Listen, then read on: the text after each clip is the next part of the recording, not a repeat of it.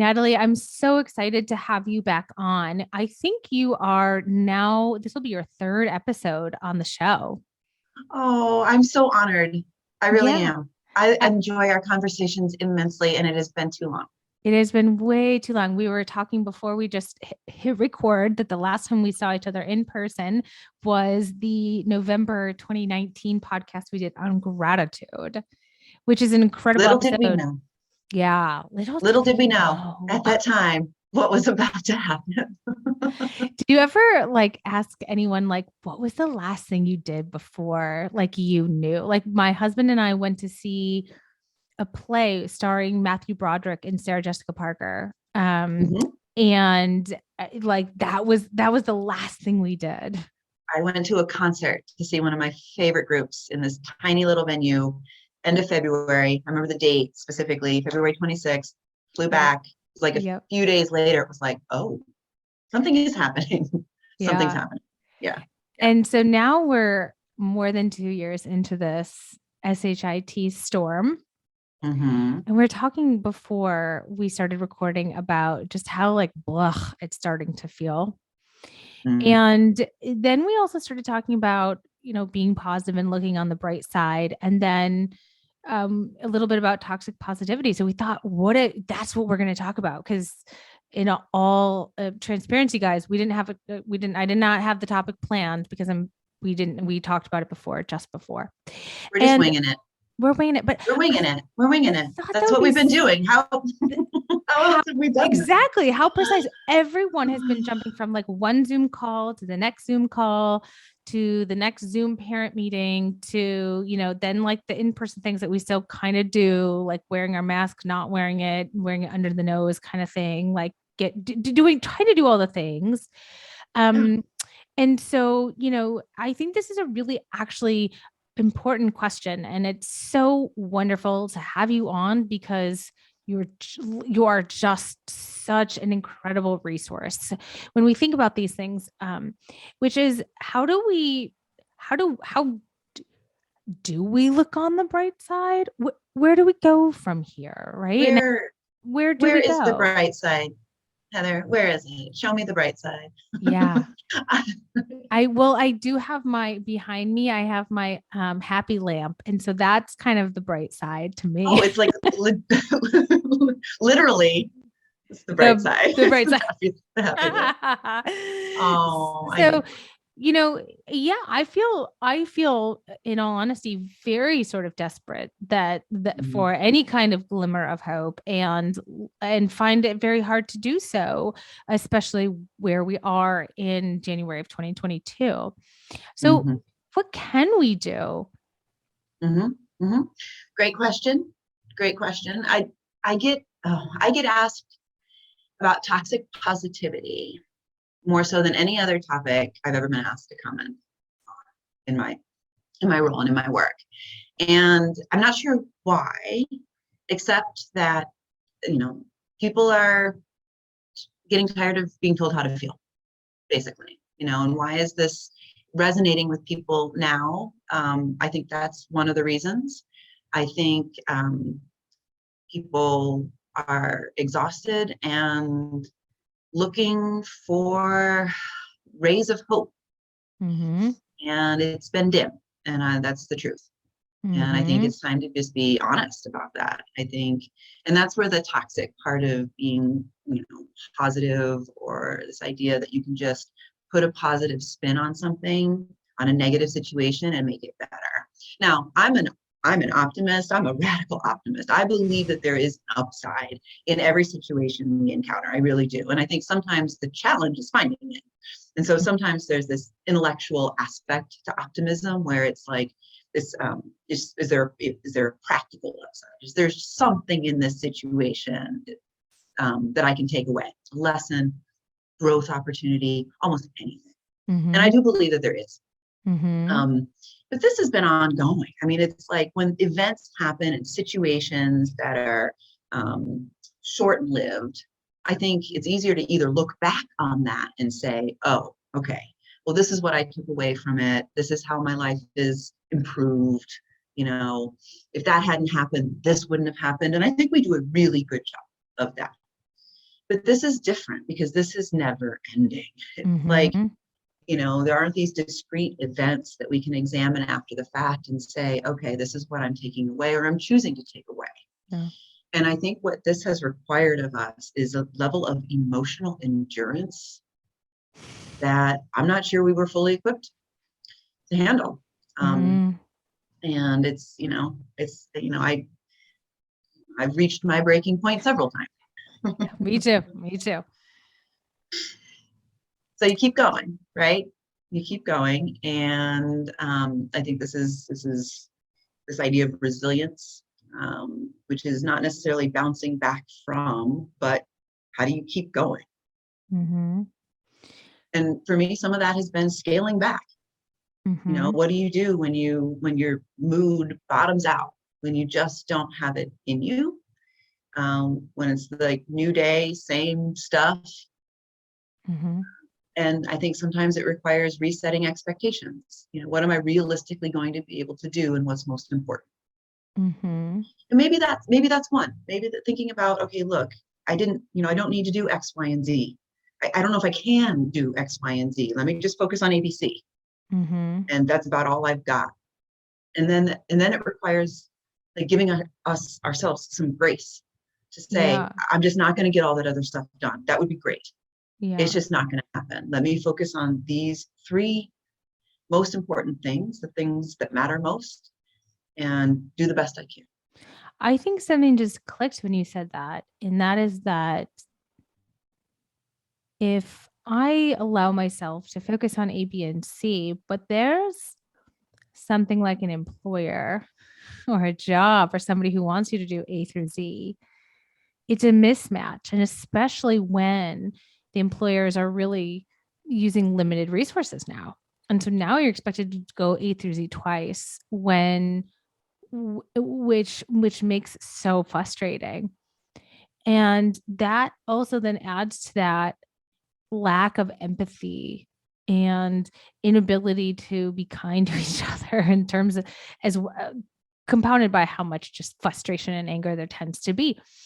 But anyways, what do you how does that resonate with you when I think about the fact that sometimes what we need to do is more than what we can do? Mm-hmm.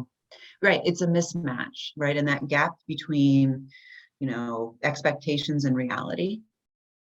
Here's what I'm expected, for all sorts of reasons, whether that's personal and family reasons or work obligations. Here's what's expected. And here's what I'm able to do. And I think the Mm. wider the gap, the more distress we feel. We Yep, see that yep, gap, yep, yep, right? I yep, see it, yep. right? Yes, exactly. I was like, yes, yes, And yes, yes, and yes. every day, like not measuring up every day, right? Inadequate.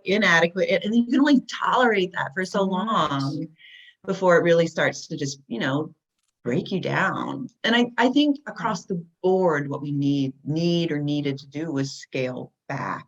And for a period of Mhm. time, we kind of did. I mean, I think that was Mhm. when Yep. things shut down and locked down, and that was really difficult and traumatic for the most part, but everything stopped. We had this Everyone all scaled down. pause. Right. Everybody did.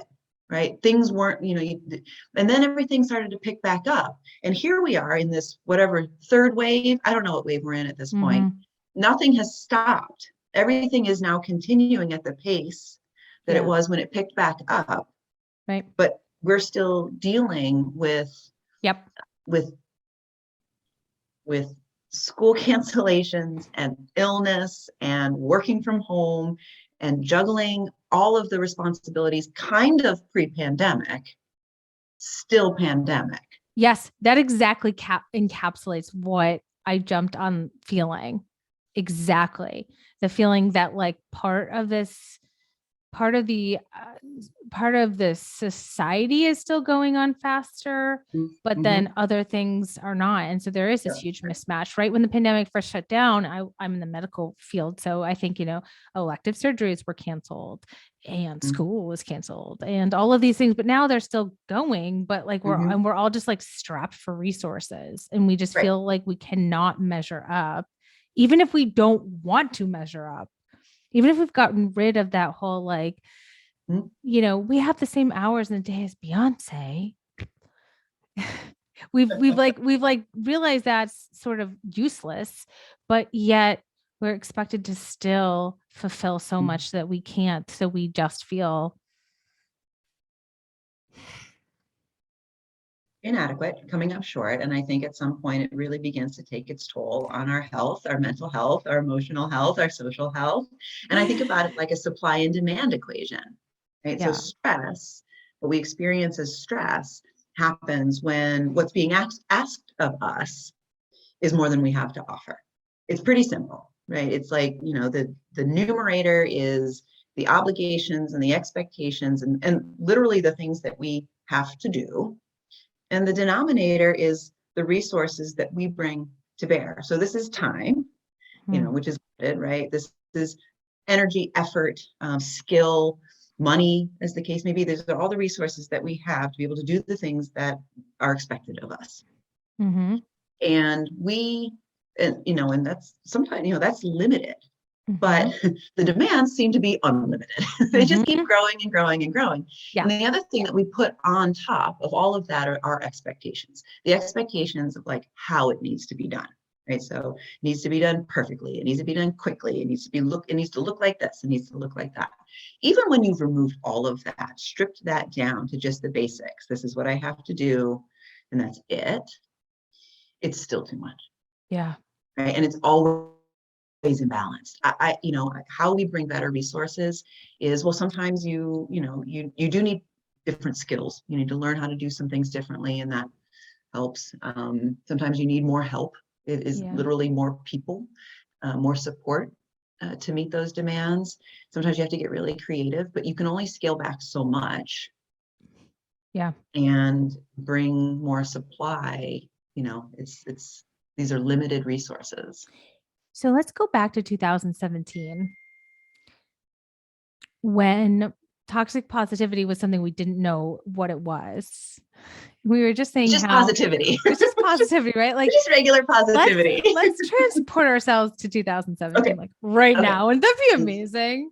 2017. I don't even remember 2017. I don't even know what I was doing. Much more blonde in my hair. I'd only have one child. Anyways, okay, for fantasizing. So, it was, as we look back now, we can see a lot of this sort of toxic positivity. And you said it perfectly. We just don't want to be told how to feel, right? And that was really like everyone was just messaging other to be like, look on the bright side and be positive and this and that. And I mean, I know the kind of answer, but like, just kind of jump off the thought process here. Like, what was the difference in our thinking 2017 versus 2022? A lot. Actually, I would say a lot has changed in that time. And I will tell you why I think that. So I was watching the first Frozen with my girls a few weekends ago, around Thanksgiving, which was when it was first released in 2016. I hope I'm getting that right. Okay. And the song in Frozen, Let It Go, was huge at that time. Right. But that song is all about like letting go of expectations and be who you are and don't be afraid and don't suppress your emotions. Right. That was a big shift, even at that time, into allowing yourself to be who you are and feel what you feel. Yeah. Okay? I remember thinking back about that and how big a deal that was. And actually, we've come pretty far in allowing ourselves to feel your feelings, right? This idea that you can put a positive spin on something and just think positive and everything will be better. It's flawed. That's not true. That's not actually how it works. It's a form of denial, really. And that's what makes it toxic. Right? You're not dealing with reality. Okay. And sometimes the reality sucks. Yeah. And sometimes you just have to acknowledge that. And that actually feels better than trying to tell yourself it doesn't. Plain and simple. Okay. So we got to acknowledge, sometimes you have to, embrace the suck in order to get through this. Right. Instead of trying to tell yourself that it doesn't actually suck, because you're just lying to yourself at that point. Self-denial. Or telling somebody else, cheer up. It's not so bad. It could be worse. Look on the bright side. Don't worry. Be happy. It's just dismissive. and invalidating, and which is a problem psychologically and inauthentic, and in some cases kind of harmful. Yeah. So at the Mm, very least, on the receiving end of that, you just feel like they don't understand or they don't care. mm-hmm. And I don't think that's how we're intending to come across when Mm-hmm. we're, intending to be helpful to someone we Mm-hmm. love. Mm-hmm. Yeah, we've definitely seen this shift towards less of that perfectly curated feed, right? No, no. Yeah, you're right. I mean, no, I don't, I mean, like, no, I don't, I'm done with it. I'm over it. I think people are, I think I even noticed that just, you know what it was for me? It was when like mom jeans came back in style. I was like, wait, Oh, these are in style? And it's just this idea that like, I mean, what do loose fitting pants for women mean? I mean, that's amazing in and of itself, right? Right. yeah, It means that you don't have to be yeah, perfect. You don't have to look perfect. In fact, it's like more in fashion to just either not show off your body, right? Or and just, an acknowledgement that like we are not perfect creatures, especially after the pandemic. We're all used to being cozy, this and that, whatever. And like, yeah, we're going with it. yeah. I love that. And where was I going with that? I don't even know where I was going with Permission to be imperfect, like permission to be really imperfect. imperfect, like Yeah. this image and this idea that things are, you've got it figured out and your life is perfect. Like, I'm going to call bullshit on that. Right. Because I Yeah. know, look, we've all lived through this. And I think we've seen each other in some ways, in some ways at our best. I think there was a point in time where I really think we came together, but it didn't last long. And it's really sad to see how, what I would call, socially deconditioned we've become. There's a lot of anger. There's a lot of apathy, like, don't care. Mm-hmm. And there's not as much effort, I think, being put Mm-hmm. forth in Mm-hmm. connecting with people. And Mm-hmm. I hope that comes back. I mean, I hope that comes back. I do think it's going to take effort. And I read something so interesting. It just struck a chord with me. Talk about vital signs. So Mm-hmm. we're in healthcare, you're in the Mm-hmm. medical community, and you know about vital signs, right? What about a smile as a vital sign, right? As a Mm-hmm. sign of joy or happiness or laughter. And like, you can go a day without it. It's amazing the length of time we can go without a smile or Mm-hmm. seeing a smile on another person. Ooh, That needs to, ouch. like, that Yes. needs to stop, Ouch. right? Yes. Whether you're offering us, well, we've been masked, okay, right? Like, Yeah. We hard to don't see actually somebody even. smiling in a Yeah. mask. Yeah. So I think offering that for yourself, right? There's some really interesting science about, Interesting. the messages that are being sent to our brain when we smile, I and also wonder. seeing a smile on another person. Yeah. I recently had I seen someone and I didn't recognize her at all with her mask on, which is really strange. And for like the first couple of minutes of our interaction, I wasn't totally sure it was the right person, but it was.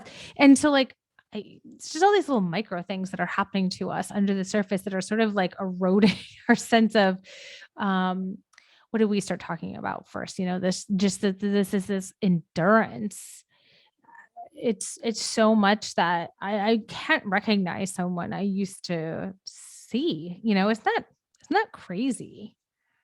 I I worked with a student for an entire year. I never met her in person once until the very end of the year. We had a gathering. We were able to gather. This was 2020 into 2021, and I didn't recognize her. First of all, she was very tall, and I'd never Mhm. seen her stand up, so I had Mhm. no idea how tall she was. She was Yeah. quite tall, taller than me, and Yeah. I was gonna say and you're I was like, tall. just, and I'm tall, so I was like, taken Yeah. back. I'm like, wow, you're taller than me, and how would I have ever known that? Right. But it was so great to meet in person. There was something almost very emotional about it, um, because the remote work, being able to connect this way is great. It's not the same. Mm-hmm. And it's going to be an adjustment, I think, getting back together and being with people in the same place. And we're out of practice. So where do we go with how to be positive if we are going to be careful to not be toxically positive, Mm-hmm. but we also need to figure out how to interact again in person, be kind to each other. Where do we find the like right mixture of like I have the same I have the same 12 hours that Beyonce does. She has a lot more I hate resources, though. that We is talk like about the resource right. equation. Like, That is it's a the little, like that's the one phrase. no, Whenever I hear toxic positivity, I think of that one. Like we all have the same 24 hours. Even 2017 me was like, no, we don't. no. Absolutely not. We do not. Right. But so where do we find this like middle ground? I think we land on real. I think Mm-hmm. we strive for real. And I think that's how the pendulum has swung back a little bit. I think that's what you were referring to with feeds. I think it's let's just strive for real and Mm-hmm. authentic, and meet people where they're at and lead with kindness and compassion. And that also applies to us. So it's giving Mm-hmm. others some grace. It's giving others. Mm-hmm. It's not putting up with rudeness and disrespect. But I think it starts with us. I think we make conscious decisions to enter the world from a place of grace, and I think that reflect. I mean, I think we benefit from that. I think when we're putting that out into the world, we benefit from that as well. We feel better when we're Mm-hmm. kinder to other people. We feel better. Mm-hmm. Is being kind? Is that like a positivity? We can talk about positivity. So positivity isn't even a term we use in psychology. It's not like a technical term. It's Okay. like it's like this, as far as I know, it's this state of being that encompasses optimism, right? But among Uh-huh. other things. So optimism is in there somewhere. But Uh-huh. optimism is a term that we use in psychology. It's studied, we can operationalize it, we can measure it. And so Mm-hmm. I prefer to talk about optimism Got it. because optimism doesn't deny reality. You can be an Mm-hmm. optimistic person. And how that sounds is it sucks right now, but it won't be like this forever. So Mm-hmm. it allows you to have hope. There's even some more action behind it, which is, okay, well, what do I need to be doing then to ensure that, it does get better? Because I believe it will. And when you believe it will, you, without realizing it sometimes, are acting in ways that are consistent with that idea. We just are. So you're thinking differently, your attitude is different, you're engaging differently. And so you're putting into effect this positive future that you imagine happening, even if right now it's a little shaky. Mm-hmm. So you can't deny the reality of a situation if you want to fix it. Yep. Yep. So it, it's hard to do when it doesn't appear that there's a clear solution or one that I have any control over. So what do I have control over? Well, how I engage with other people is something I have great control over. How they engage with me, maybe not so much. But how I choose to treat other people and engage with other people is something over which I have great control. Yeah. And it's like a great place to like restart if you're, just having difficulty being kind or giving yourself grace for a minute, which is sort of kind of this zone I actually find myself in at the moment. So, um, and I actually found myself when I was at church this last weekend. It was funny. I just walked in and I noticed like this sense. It was, I don't know. It's just such a friendly place in general, but it really reminded me of what like friendship and like kindness was like. And we had traveled and Mm-hmm. been into service in a while, and then just just with the health risks, sometimes you just stay home and you just watch it on the TV. And again, if you don't go to church, there's probably another example in your life of some kind of support group, or I hope. But yeah, it definitely feels like it didn't used to feel like I was transporting into another world when I went to church. Right now, it does. No, it it does. think and these things I think kind of catch you off guard a little bit. Like you have this moment of realization that it's different. And I think that there's some emotion in there. I think it's hard. I've been my emotions have been a little close to the surface. So somebody called me up the other day to just ask how I was doing. And I was like, I cried. Like, wow, it doesn't take much, right? Yeah. Just a gesture like Yeah. that and some Yeah. conversation. And I was emotional about it. And and then I kind of like I let myself be emotional. I like to cry. I love a good cry. I'm a big fan of crying. I do it as often as possible. Yeah. I mean, if you don't get them out, Therapeutic. it's So very therapeutic. It like completes the stress cycle, doesn't it? If you actually just cry. Yeah. Yeah. oh, it feels so much better. Um, I feel but much better having I this tried to conversation. scale back as well.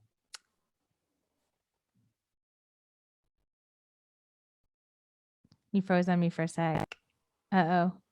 I think I'm here. I'm still here. I didn't go anywhere.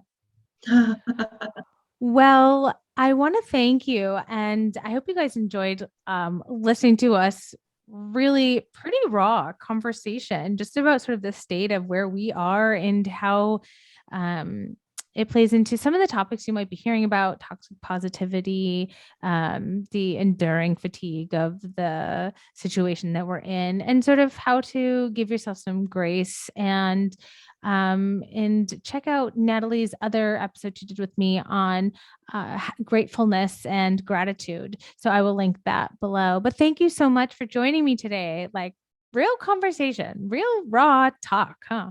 Well, thank you, Heather, because I think you and I are in positions to be, you know, we're healthcare professionals. We're helping other people, and I think it's important for us to realize we're human, and for others to realize that we're human, and we're right there with you. We're right there with you in this, and we'll get through it. Yeah. Well, thank you so, so much. If you guys want to learn more about where you can find Dr. Dattilo, there is tons of information in the link in the description of this show. And we'll see you again next week for a brand new episode. Bye, everyone.